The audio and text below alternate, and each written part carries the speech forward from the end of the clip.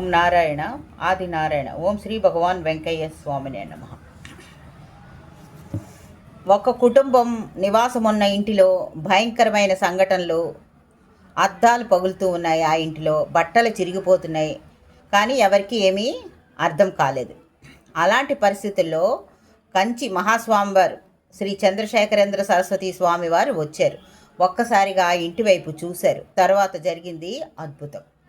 ఈ లీల కంచి పరమాచార్య స్వామివారి లీలా వైభవంలో జరిగింది. ఈ లీల పూర్వాపరాలు ఇలా ఉన్నాయి.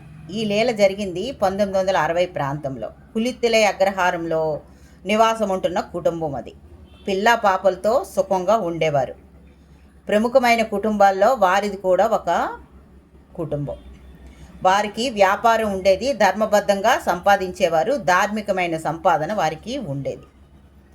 హాయిగా సాగుతున్న వారి జీవితాల్లో హఠాత్తుగా సమస్యలు మొదలయ్యాయి. వాళ్ళ ఇంట్లో కొన్ని భయంకరమైన సంఘటనలు జరిగాయి. నేలపైన జుత్తు పెద్ద ఉండలుగా కనబడడం, వసారా మధ్యలో మానవ అశుద్ధం కనబడడం, అద్దాలు పగలటం వంటివి జరుగుతూ ఉండేవి. అవన్నీ ఎందుకు జరుగుతున్నాయో వాళ్ళకి అర్థం కాలేదు. వాటితో పాటు వాళ్ళ ఇంట్లో వాళ్ళు ఎవరైనా బయటకు వెళ్తే వాళ్ళ బట్టలన్నీ చిరిగిపోతూ ఉండేవి. అది అలా బట్టలు చిరిగిపోవడం అనేది ఆడవాళ్ళ విషయంలో కూడా జరిగేది. ఇవన్నీ వినడానికి నమ్మశక్యంగా ఉండవు, కానీ ఆ అగ్రహారంలో చాలామంది వీటిని ప్రత్యక్షంగా చూశారు.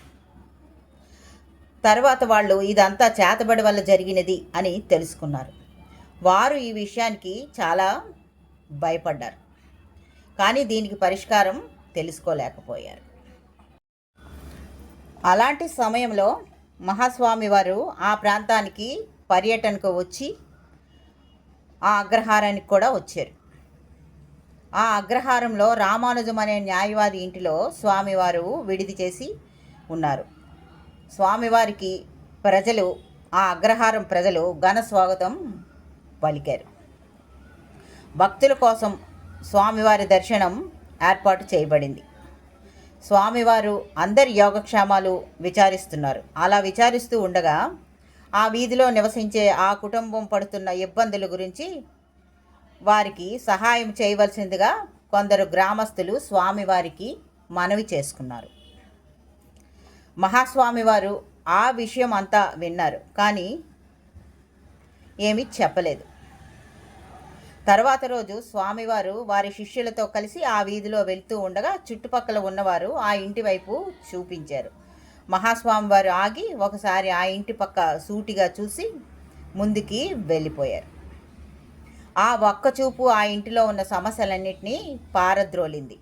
ఆ క్షణం నుంచి ఆ ఇంటికి చేసిన చేతబడి ప్రభావాలు పూర్తిగా మాయమైపోయాయి. ఆ కుటుంబంలో అందరికీ ప్రశాంతత చేకూరింది.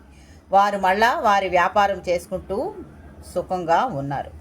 మహాస్వామి వారి చూపుల వల్ల ఎటువంటి క్షుద్రశక్తి అయినా నాశనం చేయబడుతుంది. అలాగే వారి కరుణా విలాసం భక్తుల్ని రక్షిస్తుంది అని మనకి ఈ లీల రుజువు చేస్తుంది. ఓం నారాయణ ఆది నారాయణ.